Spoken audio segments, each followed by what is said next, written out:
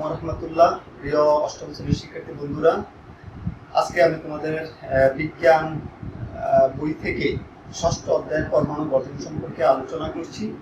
শিক্ষার্থী বন্ধুরা, এর আগে আমি এই অধ্যায় থেকে একটি ক্লাস আপলোড করেছি, যেখানে পরমাণু গঠনের যে মতবাদ এবং পরমাণুতে ইলেকট্রন, প্রোটন, নিউট্রন কিভাবে থাকে এবং ভর সংখ্যা, পারমাণবিক সংখ্যা এবং আইসোটোপ সম্পর্কে বিস্তারিত আলোচনা করেছি। তো শিক্ষার্থী বন্ধুরা, তোমাদের বিজ্ঞান বইয়ে অনেকগুলো অধ্যায় রয়েছে। সেই অধ্যায়গুলোর মধ্যে কিছু অধ্যায় জীববিজ্ঞান সংশ্লিষ্ট, কিছু অধ্যায় রসায়ন বিজ্ঞান এবং কিছু পদার্থ বিজ্ঞানের সংশ্লিষ্ট অধ্যায় রয়েছে। তোমরা সৃজনশীলের জন্য যখন প্রস্তুতি নেবে তখন অবশ্যই এই জিনিসটা তোমাদের মাথায় রাখবে যে তুমি সবগুলো জীববিজ্ঞান অধ্যায় থেকে প্রস্তুতি নেওয়া অবজেক্টিভের জন্য প্রয়োজন আছে, কিন্তু সাবজেক্টিভের জন্য তুমি এই বিভাজনটা অবশ্যই তোমার মাথায় রাখতে হবে যে আমি জীববিজ্ঞানের কিছু অধ্যায় আমি ভালোভাবে আয়ত্ত করব, রসায়ন বিজ্ঞানেরও করবো এবং পদার্থ বিজ্ঞানেরও করবো। তো শিক্ষার্থী বন্ধুরা, আজকে আমরা এই পরমাণুর গঠন অধ্যায় থেকে গুরুত্বপূর্ণ কয়েকটি পাঠ নিয়ে আলোচনা করছি, যেটা তোমাদের জেএসসি পরীক্ষায় খুবই কাজে লাগবে। তো শিক্ষার্থী বন্ধুরা, প্রথমেই ইলেকট্রন বিন্যাস সম্পর্কে আলোচনা করছি। আমরা জানি যে পরমাণুর একটা কেন্দ্র রয়েছে এবং এটাকে নিউক্লিয়াস বলে, এবং তার চারদিকে কতগুলো বৃত্তাকার কক্ষপথ আছে। সেই কক্ষপথগুলোতে ইলেকট্রনগুলো অবস্থান করে এবং নিউক্লিয়াসকে কেন্দ্র করে ঘুরে। তো শিক্ষার্থী বন্ধুরা, বোরের পরমাণু মডেলের যে তথ্য অনুযায়ী প্রতিটি কক্ষপথে 2n² সংখ্যক 2n² সংখ্যক ইলেকট্রন থাকে। তো যেখানে n = 1, 2, 3 ইত্যাদি থাকে। তো এখানে n = 1, 2, 3 বলতে এগুলো কক্ষপথের সংখ্যা বুঝিয়েছে। তো শিক্ষার্থী বন্ধুরা, তোমাকে যদি বলে যে প্রথম কক্ষপথে কয়টি ইলেকট্রন থাকবে, তাহলে প্রথম কক্ষপথে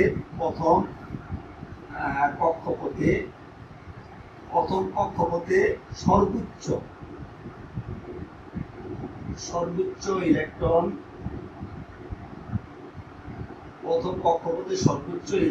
ধারণ ক্ষমতা হচ্ছে 2n²।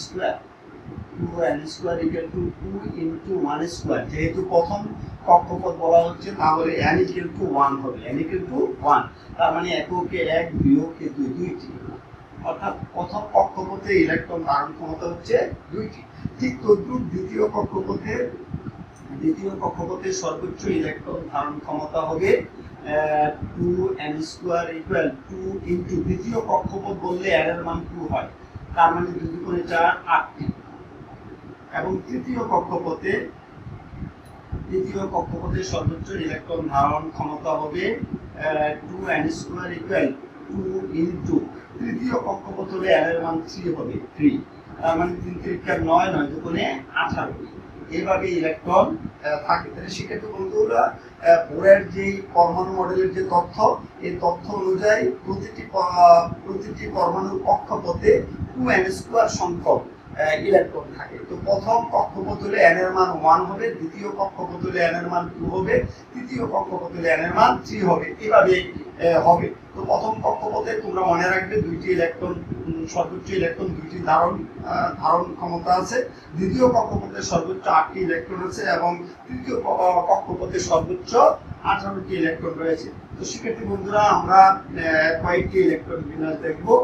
তোমরা জানো যে পৃথিবীতে 118টি মৌলিক পদার্থ আছে। এর মধ্যে প্রথম 18টি মৌলের ইলেকট্রন বিন্যাস সম্পর্কে তোমাদের বইয়ের মধ্যে আলোচনা আছে, প্রথম 18টি ইলেকট্রন।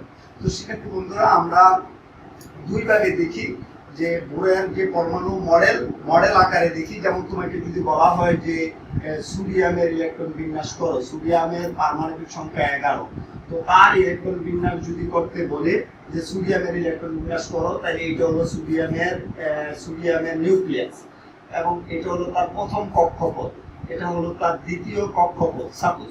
তো প্রথম কক্ষপথে 2টি ইলেকট্রন থাকে, পরের কক্ষপথে কয়টি ইলেকট্রন থাকে শিক্ষার্থী বন্ধুরা? পরের কক্ষপথে 8টি ইলেকট্রন থাকে। একটু আগে আমি বলেছি, তো 8 আর 2 10টি, তার মানে আমার কাছে আরেকটি ইলেকট্রন রয়েছে। সেই ইলেকট্রনটি তৃতীয় কক্ষপথে যাবে।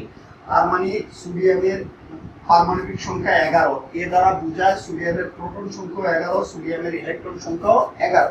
তো ইলেকট্রন 11টি ইলেকট্রন রয়েছে সোডিয়াম পরমাণুতে। তো এই 11টি ইলেকট্রন প্রথম কক্ষপথে যেহেতু সর্বোচ্চ 2টি ইলেকট্রন ধারণ ক্ষমতা আছে, তো আমরা 2টি দিয়েছি। দ্বিতীয় কক্ষপথে যেহেতু 8টি ইলেকট্রন ধারণ ক্ষমতা আছে সর্বোচ্চ, তো আমরা এখানে 8টি ইলেকট্রন দিয়েছি। তো 2 আর 8 10টি, আমার কাছে আরো 1টি ইলেকট্রন রয়েছে, সুতরাং সেই ইলেকট্রনটি অবশ্যই তৃতীয় কক্ষপথে যাবে। তোমরা একটা জিনিস মনে রাখবে যে যে কক্ষপথের সর্বোচ্চ ইলেকট্রন ধারণ ক্ষমতা যত, তার চেয়ে বেশি ইলেকট্রন ওই কক্ষপথে কি করতে পারে না, থাকতে পারে না। তো শিক্ষার্থী বন্ধুরা, আমরা যদি আরেকটা ইলেকট্রন বিন্যাস দেখি, যে সালফারের ইলেকট্রন বিন্যাস যদি দেখি 16, সালফারের পারমাণবিক সংখ্যা 16, এই কথার অর্থ হচ্ছে সালফারের প্রোটন সংখ্যা 16, সালফারের ইলেকট্রন সংখ্যা 16। এর সালফারের, এটা হলো সালফারের কক্ষপথ, আর এই নিউক্লিয়াস, এটা হলো তার প্রথম কক্ষপথ। প্রথম কক্ষপথে 2টি ইলেকট্রন, পরের কক্ষপথে 8টি ইলেকট্রন থাকবে, 8টি ইলেকট্রন দিলাম, তাহলে মোট ইলেকট্রন আমার গেল 10টি। তাহলে আমার কাছে আরো 6টি ইলেকট্রন রয়েছে। তো যেহেতু শিক্ষার্থী বন্ধুরা তৃতীয় কক্ষপথে সর্বোচ্চ ইলেকট্রন ধারণ ক্ষমতা 18, আর আমার কাছে ইলেকট্রন আছে 6, তো সুতরাং সেই 6টি ইলেকট্রন আমরা এখানে দিয়ে দিতে পারি, 6টি ইলেকট্রন আমরা এখানে দিতে পারি এইভাবে। এটা হলো সোডিয়ামের ইলেকট্রন বিন্যাস। তো এইভাবে এই ইলেকট্রনগুলো কক্ষপথে থাকে। তো শিক্ষার্থী বন্ধুরা, আবার অনেক সময় আমরা সংক্ষিপ্ত আকারেও ইলেকট্রন বিন্যাস করি। তো যদি তুমি সংক্ষিপ্ত আকারে ইলেকট্রন বিন্যাস করো, যেমন তোমাকে যদি বলে যে সোডিয়ামের সংক্ষিপ্ত আকারে যদি তুমি ইলেকট্রন বিন্যাস করো, প্রথম কক্ষপথে 2, পরেরটায় 8, পরেরটায় 1, এইভাবে করা যায়। যেমন সেটাও যদি করো, তাহলে প্রথম কক্ষপথে 2, পরেরটা 8, এলো 10, আরো থেকে 6টা ইলেকট্রন। আমরা যদি আরেকটা দেখি ক্লোরিনের 17, তাহলে প্রথম কক্ষপথে 2টা, পরের দ্বিতীয় কক্ষপথে 8টি, আরো আমার কাছে থাকে কয়টি, 7টি ইলেকট্রন, তৃতীয় কক্ষপথে 7টি ইলেকট্রন যাবে। তো শিক্ষার্থী বন্ধুরা, এই হলো ইলেকট্রন বিন্যাস। নিশ্চয়ই তোমরা তোমাদের বইয়ে যে 18টি মৌল রয়েছে, সেই 18টি মৌলের ইলেকট্রন বিন্যাস সহজ, তোমরা সেটা অবশ্যই তোমাদের মাথায় রাখবে। তো আমরা ইলেকট্রন বিন্যাস সম্পর্কে শিক্ষার্থী বন্ধুরা জানলাম। এবার আমরা দেখব নিষ্ক্রিয় গ্যাস। শিক্ষার্থী বন্ধুরা, একটু লক্ষ্য করো, যেমন হিলিয়ামের পারমাণবিক সংখ্যা 2, নিয়নের পারমাণবিক সংখ্যা 10 এবং আর্গনের পারমাণবিক সংখ্যা 18। শিক্ষার্থী বন্ধুরা, আমরা যদি তার ইলেকট্রন বিন্যাস দেখি, তাহলে তার প্রথম কক্ষপথে 2টি ইলেকট্রন রয়েছে, তাহলে প্রথম কক্ষপথে 2টি ইলেকট্রন থাকবে। আমরা যদি সেটার মডেল দেখি, যে এটা হলো হিলিয়াম পরমাণু, এটা হলো তার ফার্স্ট শেল বা প্রথম কক্ষপথ। তো এই প্রথম কক্ষপথে 2টি ইলেকট্রন থাকবে। তো শিক্ষার্থী বন্ধুরা, একটু লক্ষ্য করো, হিলিয়ামের যে এটাকে তার ফার্স্ট শেল বা কক্ষপথ বললেও এটা তার সর্ববহিস্থ কক্ষপথ বোঝায়। তো সবচেয়ে বাহিরের কক্ষপথটা হলো ফার্স্ট শেল অথবা প্রথম কক্ষপথ। তো এটার ইলেকট্রন ধারণ ক্ষমতা 2টা, তার মানে এখন আছেও 2টা। তাহলে কি বলা যায়, যে হিলিয়ামের শেষ কক্ষপথটা ইলেকট্রন দ্বারা কি আছে, পূর্ণ রয়েছে। তা আমরা যদি নিয়নের ইলেকট্রন বিন্যাস দেখি, প্রথম কক্ষপথে 2 এবং পরের প্রায় 8টি ইলেকট্রন রয়েছে। শিক্ষার্থী বন্ধুরা, খেয়াল করো, আমরা যদি তার মডেল দেখি, নিয়ন প্রথম কক্ষপথে 2টি এবং পরের কক্ষপথে 8টি ইলেকট্রন রয়েছে, 8টি ইলেকট্রন রয়েছে। তাইলে আমরা দ্বিতীয় কক্ষপথে কয়টি ইলেকট্রন আছে, 8টি ইলেকট্রন আছে। তাও সেই ক্ষেত্রে তার দ্বিতীয় কক্ষপথটা ইলেকট্রন দ্বারা কি আছে, পূর্ণ রয়েছে। ঠিক তদ্রুপ আর্গনের ক্ষেত্রেও প্রথম কক্ষপথে 2, পরেরটা 8, 10, আরো আছে 8, তার মানে তৃতীয় কক্ষপথে 8টি ইলেকট্রন রয়েছে। যদিও তৃতীয় কক্ষপথ শিক্ষার্থী বন্ধুরা 18টি ইলেকট্রন ধারণ ক্ষমতা আছে তৃতীয় কক্ষপথে, তারপরেও মনে রাখবে যে কোন পরমাণুর সবচেয়ে বহিস্থ যে কক্ষপথ, সবার সবচেয়ে বাহিরের যে কক্ষপথটা থাকে, সেই কক্ষপথে 8-এর অধিক ইলেকট্রন থাকতে পারে না। 8টা ইলেকট্রন থাকা মানে অষ্টক পূর্ণ। তো সেই ক্ষেত্রে আর্গনেরও তার শেষ কক্ষপথটা ইলেকট্রন দ্বারা মানে অষ্টক পূর্ণ আছে।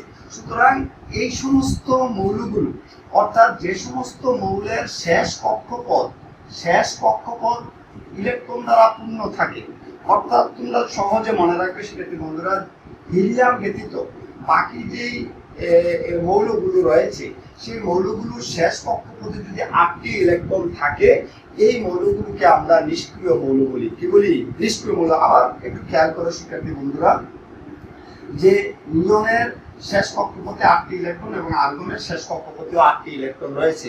এই ধরনের ইলেকট্রন বিন্যাস যে সমস্ত মৌলের হয় তারা নিষ্ক্রিয় মৌল। তারা কি করে না? তারা সাধারণত ইলেকট্রন ত্যাগ করে না, অথবা ইলেকট্রন গ্রহণ করে না, অথবা ইলেকট্রন কারোর সাথে ভাগাভাগিও করে না। এদেরকে আমরা কি বলি? নিষ্ক্রিয় অথবা স্থিতিশীল মৌল বলি। এই মৌলগুলো সাধারণত এই বিক্রিয়ায় অংশগ্রহণ করতে চায় না, অর্থাৎ এই মৌলগুলো নিষ্ক্রিয় থাকে।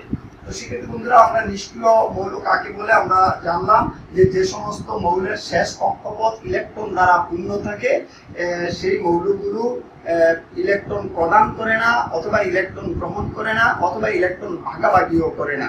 তাদের এই ধরনের বৈশিষ্ট্যের কারণে এই মৌলগুলোকে নিষ্ক্রিয় মৌল অথবা নিষ্ক্রিয় গ্যাস বলে। তো এই ধরনের 6টা তোমার নিষ্ক্রিয় গ্যাস রয়েছে। তো সেক্ষেত্রে বন্ধুরা আমরা নিষ্ক্রিয় গ্যাস কাকে বলে সেটা জানলাম। এবার আমরা দেখব ক্যাটায়ন সম্পর্কে। আমরা এবার ক্যাটায়ন দেখব। একটু লক্ষ্য করো ক্যাটায়ন। সেক্ষেত্রে বন্ধুরা একটু লক্ষ্য করি, আমরা দেখো যে এটা যদি আমরা ধরি লিথিয়াম, আর প্রথম কক্ষপথে 2টা ইলেকট্রন রয়েছে এবং তার দ্বিতীয় কক্ষপথে 1টি ইলেকট্রন রয়েছে। যেহেতু লিথিয়ামের পারমাণবিক সংখ্যা 3, লিথিয়ামের পারমাণবিক সংখ্যা 3, তো এটা হলো লিথিয়ামের ইলেকট্রন বিন্যাস। এটাকে আমরা বলি লিথিয়াম পরমাণু। লিথিয়াম পরমাণু, সেটা লিথিয়াম পরমাণু। তো সেক্ষেত্রে বন্ধুরা একটু লক্ষ্য করো, আমরা এই ক্যাটায়নের আগে তোমাদেরকে আরেকটা বিষয় সম্পর্কে আমি একটু ধারণা দিচ্ছি। সেক্ষেত্রে বন্ধুরা একটু লক্ষ্য করো, লিথিয়ামের পারমাণবিক সংখ্যা 3, ইলেকট্রন বিন্যাস হচ্ছে 2 1। আমরা যদি সোডিয়াম দেখি সেক্ষেত্রে বন্ধুরা 11 তার ইলেকট্রন বিন্যাস হচ্ছে এত। এরপরে আমরা যদি ম্যাগনেসিয়াম দেখি, ম্যাগনেসিয়ামের হচ্ছে 12, তাহলে 2 8 2 12। অ্যালুমিনিয়ামের হচ্ছে 13, তার ইলেকট্রন বিন্যাস হচ্ছে 2 8 3। সেক্ষেত্রে বন্ধুরা একটু লক্ষ্য করো যে আমরা লিথিয়ামটা মুছে দিই। দেখো সেক্ষেত্রে বন্ধুরা সোডিয়ামের শেষ কক্ষপথে 1টি ইলেকট্রন রয়েছে, ম্যাগনেসিয়ামের শেষ কক্ষপথে 2টি ইলেকট্রন রয়েছে এবং অ্যালুমিনিয়ামের শেষ কক্ষপথে 3টি ইলেকট্রন রয়েছে। তো সেক্ষেত্রে বন্ধুরা যে সমস্ত মৌলের শেষ কক্ষপথে 1 2 3টি ইলেকট্রন থাকে, যে সমস্ত মৌলের শেষ কক্ষপথে 1 2 3টি ইলেকট্রন থাকে, ওই মৌলগুলোকে আমরা ধাতু বলি। কি বলি? ধাতু বলি। আবারও আমি বলছি, যে সমস্ত মৌলের ইলেকট্রন বিন্যাস করলে শেষ কক্ষপথে 1 2 3টি ইলেকট্রনের যে কোনো একটি ইলেকট্রন সংখ্যা থাকে সেই মৌলগুলোকে আমরা কি বলি? ধাতু বলি।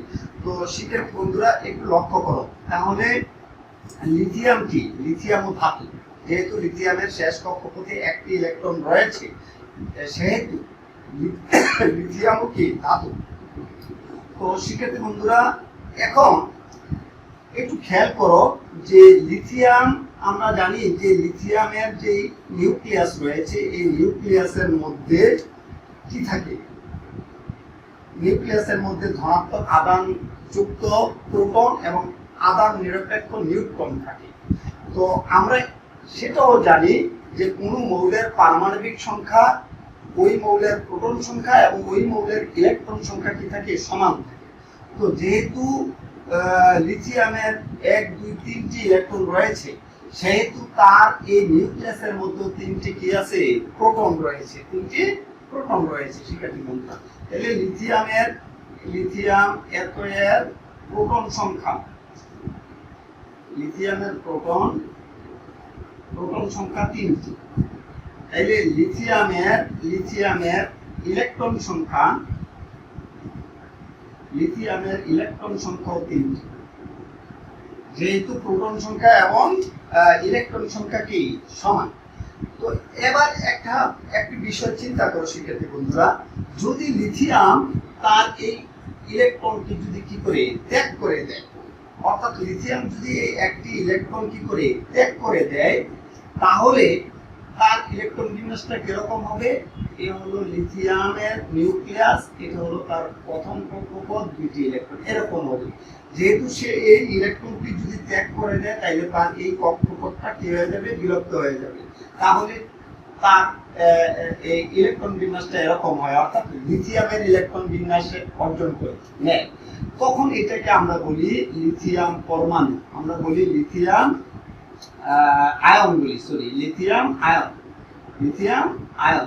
তার মানে তখন লিথিয়ামে একটি ইলেকট্রন, আমি দেখাচ্ছি আবার শিক্ষার্থী বন্ধুরা, লিথিয়াম সে এই একটি ইলেকট্রন ত্যাগ করার কারণে লিথিয়ামের মধ্যে একটি ধনাত্মক আয়নের কি হবে? সৃষ্টি হবে।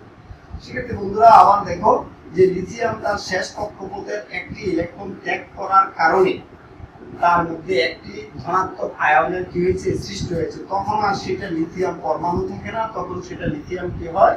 আয়ন হয়ে যায়, লিথিয়াম আয়ন হয়ে যায়। তো সুতরাং যেহেতু সে একটি ইলেকট্রন ত্যাগ করেছে, তার মধ্যে একটি ধনাত্মক আয়ন কি হয়েছে? সৃষ্টি হয়েছে। তো এমনি করে শিক্ষার্থী বন্ধুরা যে সমস্ত মৌলের শেষ কক্ষপথে 1, 2, 3টি ইলেকট্রন থাকে, তারা ইলেকট্রন ত্যাগ করে এই ধনাত্মক আয়নে কি হতে পারে? আয়নিত হতে পারে। এই সমস্ত মৌলগুলোকে আমরা এই ক্যাটায়ন যুক্ত মৌল বলি। আবারও আমরা বলছি যে সমস্ত মৌলের শেষ কক্ষপথে 1, 2, 3টি ইলেকট্রন থাকে এবং তারা সেই ইলেকট্রনগুলো ত্যাগ করে কি হয়? এই ধনাত্মক আয়নে কি হয়? পরিণত হয়। সেই মৌলগুলোকে আমরা কি বলি? ক্যাটায়ন বলি। কি বলি? ক্যাটায়ন অথবা ধনাত্মক আয়ন বলি। শিক্ষার্থী বন্ধুরা আমরা যদি বিষয়টাকে এবার তোমাদের কাছে উপস্থাপন করি যে লিথিয়াম একটি ইলেকট্রন ত্যাগ করেছে, লিথিয়াম একটি ইলেকট্রন ত্যাগ করে লিথিয়াম আয়নে কি হয়েছে? পরিণত হয়েছে। একটা ইলেকট্রন ত্যাগ করে সে লিথিয়াম আয়নে কি হয়েছে? পরিণত হয়েছে। শিক্ষার্থী বন্ধুরা দেখো আমি আরেকটু ভাবে তোমাদেরকে বিষয়টা দেখাচ্ছি যে লিথিয়ামের নিউক্লিয়াসে 3টি প্রোটন রয়েছে এবং তার কক্ষপথে 3টি ইলেকট্রন রয়েছে। তো এই ইলেকট্রনটি যদি চলে যায়, তাহলে দেখো শিক্ষার্থী বন্ধুরা এটা জোড়া হলো, এটাও জোড়া হলো, তাহলে এই একটা আমি যদি এটা কেটে দেই, তাহলে একটা প্রোটন কি থাকে? বেশি হয়। তো যেহেতু একটি প্রোটন বেশি, সেহেতু সেটা ধনাত্মক আয়ন হবে। ঠিক আছে, এই ক্যাটায়ন সম্পর্কে আমরা শিক্ষার্থী বন্ধুরা জানলাম। তার আগে একটি কথা তোমাদেরকে বলে রাখি যে সকল পরমাণুর মধ্যে প্রোটন এবং ইলেকট্রন সংখ্যা কি থাকে? সমান থাকে। তো যেহেতু পরমাণুর মধ্যে প্রোটন এবং ইলেকট্রন সংখ্যা সমান থাকে, সেহেতু এই পরমাণুগুলোকে আদান নিরপেক্ষ বলে। কি বলে? আদান নিরপেক্ষ। কখন আদান যুক্ত হয়? যখন কোনো পরমাণু ইলেকট্রন ত্যাগ করে অথবা ইলেকট্রন গ্রহণ করে, তখনই ওই পরমাণুটা আদান যুক্ত হয়। যদি ইলেকট্রন ত্যাগ করে তখন হয় ক্যাটায়ন, আর যদি ইলেকট্রন গ্রহণ করে তখন হয় অ্যানায়ন। আমি আবারও বলছি, ইলেকট্রন ত্যাগ বা গ্রহণের আগে সকল পরমাণু আদান নিরপেক্ষ থাকে, অর্থাৎ বিদ্যুৎ নিরপেক্ষ অথবা তড়িৎ নিরপেক্ষ থাকে, আদান নিরপেক্ষ থাকে। তো যখনই সেই ইলেকট্রন ত্যাগ করে, যতটা ইলেকট্রন সে ত্যাগ করবে তার মধ্যে ততটা ধনাত্মক আদানের সৃষ্টি হয়। আর যতটা সে এই কি করে ইলেকট্রন গ্রহণ করে অথবা নিজের শেষ কক্ষপথে ইলেকট্রন যুক্ত করে, ঠিক সে ততটা অ্যানায়নে পরিণত হয়। তো সেক্ষেত্রে বন্ধুরা আমরা ক্যাটায়ন দেখলাম, এখন আমরা অ্যানায়ন দেখি। অ্যানায়ন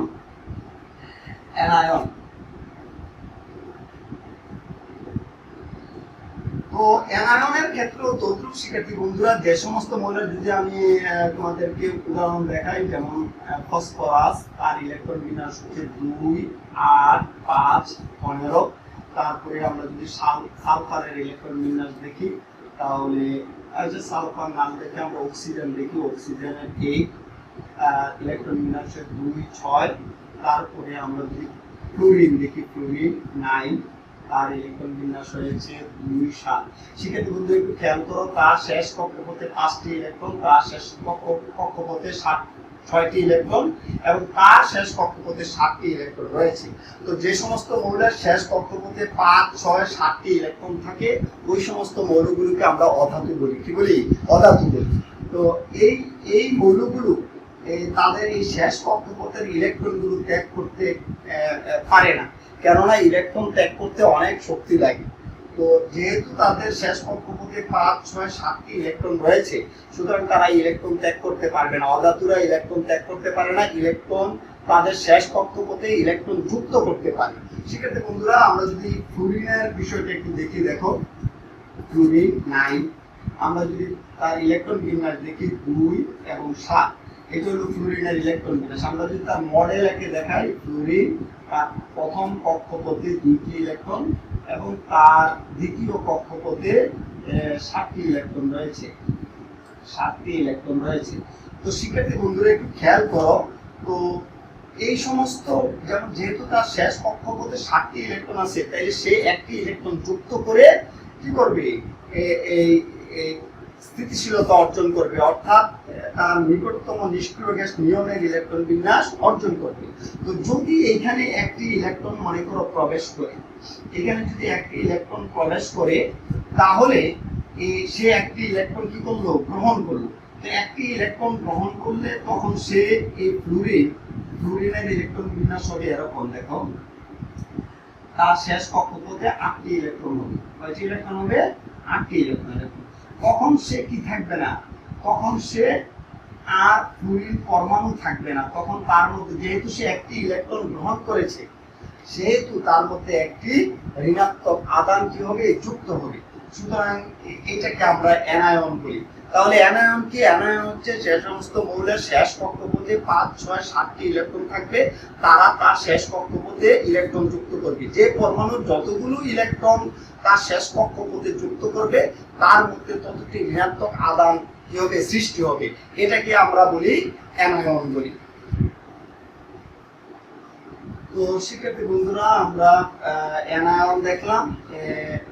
অ্যানায়নের বিষয়টা আমি এইভাবে তোমাদেরকে দেখাচ্ছি, যেমন ফ্লুরিন একটি ইলেকট্রন গ্রহণ করে এই ফ্লুরিন আয়নে কি হয়?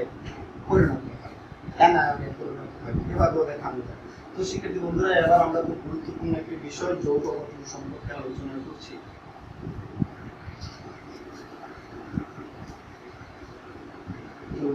শিক্ষার্থী বন্ধুরা আমরা আগে তোমাদেরকে বলেছি যে সকল মৌল বা পরমাণু আধান নিরপেক্ষ থাকে। কেন আধান নিরপেক্ষ থাকে? কেননা এই মৌলের যে নিউক্লিয়াস রয়েছে, নিউক্লিয়াসের যত সংখ্যক ধনাত্মক আধান বিশিষ্ট প্রোটন আছে, কক্ষপথে ঠিক তত সংখ্যক ঋণাত্মক আধান বিশিষ্ট ইলেকট্রন রয়েছে। তো যেহেতু ধনাত্মক আধান এবং ঋণাত্মক আধান কি সমান, সেহেতু পরমাণু আধান নিরপেক্ষ থাকে।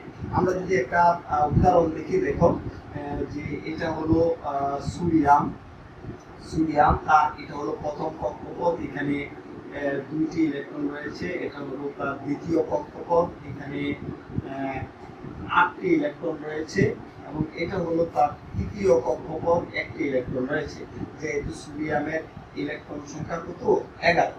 তো শিক্ষার্থী বন্ধুরা দেখো এখানে এই সোডিয়ামের যে নিউক্লিয়াস রয়েছে, সোডিয়ামের নিউক্লিয়াসের মধ্যে এরকম 11টি প্রোটন রয়েছে। 1 2 3 4 5 6 7 8 9 10 11, এরকম 11টি প্রোটন রয়েছে তার নিউক্লিয়াসে। ঠিক কক্ষপথের মধ্যে আবার 11টি কি রয়েছে? 11টি ইলেকট্রন রয়েছে। তো যেহেতু এই সোডিয়ামের প্রোটন এবং ইলেকট্রন সংখ্যা সমান, সেহেতু সোডিয়াম পরমাণু আধান নিরপেক্ষ। এবার শিক্ষার্থী বন্ধুরা একটু আগে আমরা তোমাদেরকে বলেছি যে এই যে নিষ্ক্রিয় গ্যাস, তোমাদেরকে এখানে 3টা নিষ্ক্রিয় গ্যাস সম্পর্কে বলেছি, হিলিয়াম, তারপরে নিয়ন এবং আর্গন। এই 3টার কথাই তোমরা মনে রাখো। এই নিষ্ক্রিয় গ্যাসগুলো আমরা বলছি একটু আগে যে তারা ইলেকট্রন ত্যাগ করে না, ইলেকট্রন গ্রহণ করে না বা ইলেকট্রন ভাগাভাগিও করে না, যার জন্য তারা নিষ্ক্রিয়। তারা কি করে না? তারা বিক্রিয়ায় অংশগ্রহণ করে না। তো আর এছাড়া বাকি যত কি আছে, এই মৌল আছে, তোমাদের বইয়ের 18টা মৌলের কথাই বলি, এই 3টা মৌল ছাড়া 18তে আরো 15টা মৌল আছে। এই 15টা মৌলের শেষ কক্ষপথ ইলেকট্রন দ্বারা কি থাকে না, পূর্ণ থাকে না। তো যে সমস্ত মৌলের শেষ কক্ষপথগুলো ইলেকট্রন দ্বারা পূর্ণ থাকে না, এই মৌলগুলোকে আমরা অস্থিতিশীল অথবা সক্রিয় মৌল বলি। কি বলি শিক্ষার্থী বন্ধুরা? অস্থিতিশীল বা সক্রিয় মৌল বলি। এই অস্থিতিশীল এবং সক্রিয় মৌলগুলো চায় তার নিকটতম নিষ্ক্রিয় গ্যাসের ইলেকট্রন বিন্যাস অর্জন করতে। আবারও আমি তোমাদেরকে বলছি, এই কথাটাই সবচেয়ে গুরুত্বপূর্ণ, যে তোমাদের এই 3টা মৌলের কথাই মনে রাখো, হিলিয়াম, নিয়ন এবং আর্গন। এই 3টা মৌলের শেষ কক্ষপথ ইলেকট্রন দ্বারা পূর্ণ আছে, আর বাকি 15টা মৌলের শেষ কক্ষপথ ইলেকট্রন দ্বারা কিনা পূর্ণ নয়। তো এই যে সমস্ত মৌলের শেষ কক্ষপথ ইলেকট্রন দ্বারা পূর্ণ নয় বা থাকে না, ওই মৌলগুলো চায় তার নিকটতম নিষ্ক্রিয় গ্যাসের ইলেকট্রন বিন্যাস অর্জনের মাধ্যমে স্থিতিশীলতা অর্জন করতে চায়। অর্থাৎ পুরা স্থিতিশীলতা অর্জন করতে, কোনো মৌল যদি স্থিতিশীলতা অর্জন করতে চায়, তাহলে অবশ্যই তাকে তার নিকটতম নিষ্ক্রিয় গ্যাসের ইলেকট্রন বিন্যাস কি করতে হবে, অর্জন করতে হবে। তো সেক্ষেত্রে বন্ধুরা দেখো, এখানে সোডিয়ামের শেষ কক্ষপথে একটি ইলেকট্রন রয়েছে। আমি একটু আগেই বলছি, যার শেষ কক্ষপথে, যে সমস্ত মৌলের শেষ কক্ষপথে 1, 2, 3টি ইলেকট্রন থাকে, তারা ইলেকট্রন ত্যাগের মাধ্যমে কি করে স্থিতিশীলতা অর্জন করে। তো সোডিয়াম কি করবে, তার এই একটি ইলেকট্রন ত্যাগ করবে।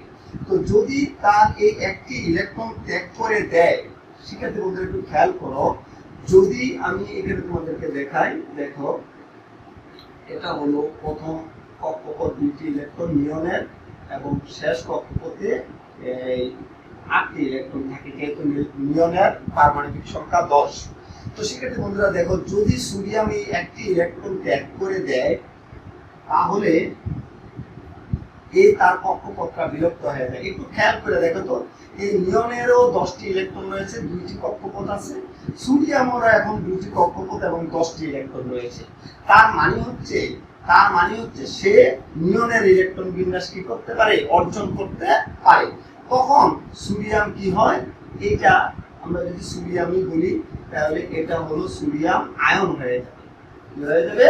Sodium ion. যেহেতু সে একটি ইলেকট্রন ত্যাগ করেছে, সুতরাং তার মধ্যে একটি ধনাত্মক আয়ন যুক্ত হবে। শিক্ষার্থী বন্ধুরা, এই বিষয়টা আমরা এভাবে যদি এক্সপ্লেইন করি, তাহলে দেখো এখানে 10টি প্রোটন এবং 10টি ইলেকট্রন রয়েছে। যদি সে এই একটি ইলেকট্রন দিয়ে দেয়, খেয়াল করো, এই একটা ইলেকট্রন যদি সে কি করে ত্যাগ করে দেয়, এই একটি ইলেকট্রন যদি সে ত্যাগ করে দেয়, তাহলে দেখো তার মধ্যে একটি প্রোটন, আমরা কেটে দেখাচ্ছি তোমাদের বোঝার সুবিধার জন্য, তাহলে তার মধ্যে একটি প্রোটন কি থাকে, অতিরিক্ত থাকে। তো যেহেতু একটি প্রোটন অতিরিক্ত আছে, সুতরাং তার একটা ধনাত্মক আয়ন হবে। তো শিক্ষার্থী বন্ধুরা, এটাকে আমরা এভাবেও দেখাতে পারি, দেখো যে সোডিয়াম একটি ইলেকট্রন ত্যাগ করে সোডিয়াম আয়নে কি হয়েছে, পরিণত হয়েছে, এরকম। ঠিক তখনই খেয়াল করো, সোডিয়াম একটা ইলেকট্রন দিয়ে দিল, সোডিয়াম একটা ইলেকট্রন দিয়ে এতে পরিণত হয়েছে। শিক্ষার্থী বন্ধুরা, এবার আমরা যদি ফ্লুরিনের কথা চিন্তা করি, ফ্লুরিনের পারমাণবিক সংখ্যা হচ্ছে 9, তাহলে তার প্রথম কক্ষপথে 2টি ইলেকট্রন থাকবে এবং তার দ্বিতীয় কক্ষপথে 8টি ইলেকট্রন থাকবে, 7টি ইলেকট্রন থাকবে। এ হলো ফ্লুরিন। তো ফ্লুরিন তার শেষ কক্ষপথে কয়টি ইলেকট্রন রয়েছে, 7টি ইলেকট্রন রয়েছে। তো আমি একটু আগে তোমাদের বলছি, যে সমস্ত মৌলের শেষ কক্ষপথে 5, 6, 7টি ইলেকট্রন থাকে, তারা ইলেকট্রন যুক্ত করে, অর্থাৎ তারা শেষ কক্ষপথে ইলেকট্রন যুক্ত করে। তো এখন ফ্লুরিনের শেষ কক্ষপথে 7টি ইলেকট্রন রয়েছে, তাইলে তার যদি একটি ইলেকট্রন সে কাল থেকে পায়, কারো কাছ থেকে যদি সে একটি ইলেকট্রন পায়, তাহলে সেও কি হয়, নিয়নের ইলেকট্রন বিন্যাস অর্জন করতে পারে। তো সেক্ষেত্রে বন্ধুরা একটু খেয়াল করো, যদি তার এখানে যদি একটি ইলেকট্রন প্রবেশ করে, তাহলে সে নিয়নের ইলেকট্রন বিন্যাস অর্জন করে। নিয়ন এটা হলো নিয়ন। তো নিয়নের এটা হলো প্রথম কক্ষপথ, এটা হলো তার শেষ কক্ষপথ। যেহেতু নিয়নের পারমাণবিক সংখ্যা বা ইলেকট্রন সংখ্যা 10 এরকম, তো যদি তার এখানে একটি ইলেকট্রন প্রবেশ করে, তাইলে এইটার সমান হয়ে যায় এটা। তখন সে কি হয়, তখন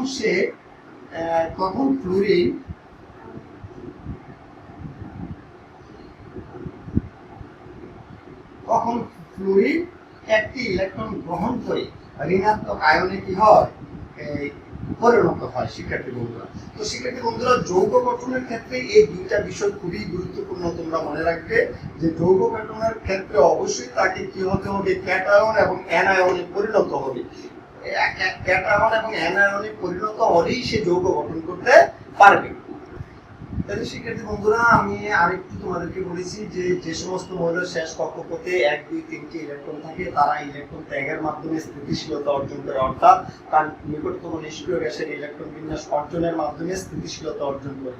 যেমন সোডিয়াম তার শেষ কক্ষপথের একটি ইলেকট্রন ত্যাগের মাধ্যমে তার নিকটতম নিয়ন গ্যাসের ইলেকট্রন বিন্যাস অর্জনের মাধ্যমে স্থিতিশীলতা অর্জন করে এবং তার মধ্যে একটি ক্যাটায়নের সৃষ্টি হয়। ঠিক তদ্রুপ ফ্লুরিন তার শেষ কক্ষপথে একটি ইলেকট্রন গ্রহণ করে নিয়নের ইলেকট্রন বিন্যাস অর্জনের মাধ্যমে স্থিতিশীলতা অর্জন করে এবং তার মধ্যে একটি অ্যানায়নের কি হয়, সৃষ্টি হয়।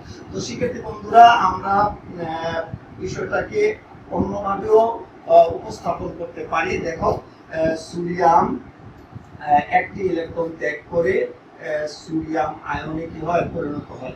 আবার ফ্লুরিন একটি ইলেকট্রন গ্রহণ করে ফ্লুরিন আয়নে কি হয়, পরিণত হয়। তো আমরা যদি এটা যোগ করি, সোডিয়াম প্লাস ফ্লুরিন, এখানে sodium cation plus fluorine anion, তো সেটা যুক্ত হয়ে বা সোডিয়াম ক্লোরাইড যুক্ত হবে। এইভাবে শিক্ষার্থী বন্ধুরা মৌলগুলো কি করে, যৌগ গঠন করে। আবারও বলছি, মৌলগুলো যৌগ গঠন করতে হলে অবশ্যই তার নিকটতম নিষ্ক্রিয় গ্যাসের ইলেকট্রন বিন্যাস অর্জন করতে হবে। আর নিষ্ক্রিয় গ্যাসের ইলেকট্রন বিন্যাস অর্জন করতে হলে অবশ্যই তাকে কি করতে হবে, ইলেকট্রন গ্রহণ বা কি করতে হবে, বর্জন করতে হবে, করে ক্যাটায়ন এবং অ্যানায়নে পরিণত হয়ে স্থিতিশীলতা অর্জনের মাধ্যমে সে কি করতে হবে, যৌগ গঠন করতে হবে। তো শিক্ষার্থী বন্ধুরা, তোমাদেরকে আমি একটি বাড়ির কাজ দিচ্ছি, তোমরা সেই বাড়ির কাজটা অবশ্যই করবে। লিখে নাও বাড়ির কাজ। বাড়ির কাজের মধ্যে যেমন শিক্ষার্থী বন্ধুরা, পি একটি মৌল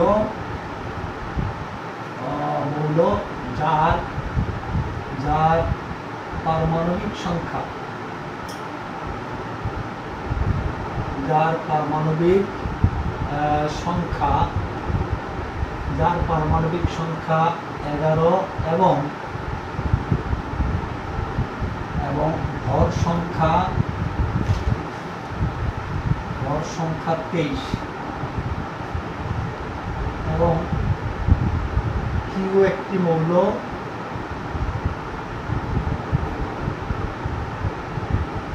যার পারমাণবিক সংখ্যা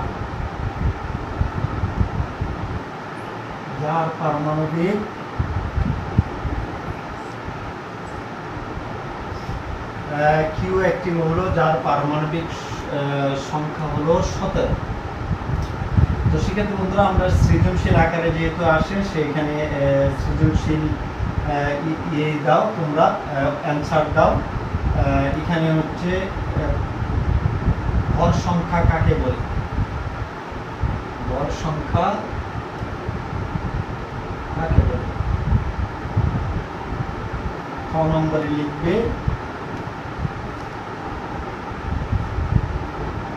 আইসোটোপ বলতে কি বোঝায়। 9 নম্বরে লিখবে পি মৌলের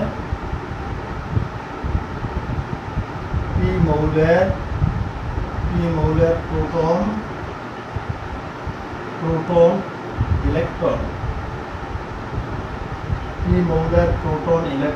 ও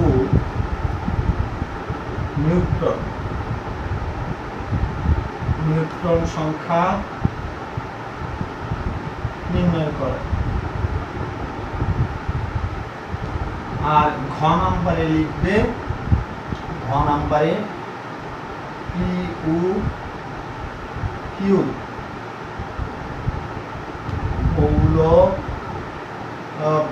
কিউ মৌল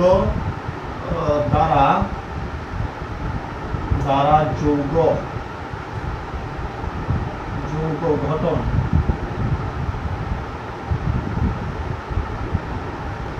সম্ভব কি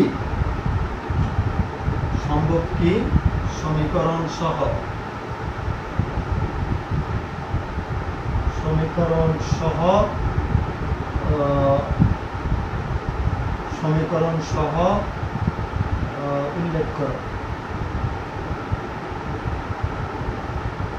তো সেই বাড়ির কাজটা শিক্ষার্থী বন্ধুরা তোমরা অবশ্যই চেষ্টা করবে এবং স্কুল খোলার পরে তোমাদের সম্মানিত শিক্ষককে তোমরা সেই বাড়ির কাজটা দেখাবে। তো শিক্ষার্থী বন্ধুরা তোমরা ভালো থাকো এবং নিয়মিত পড়তে থাকো, তোমাদের উজ্জ্বল ভবিষ্যৎ কামনা করছি।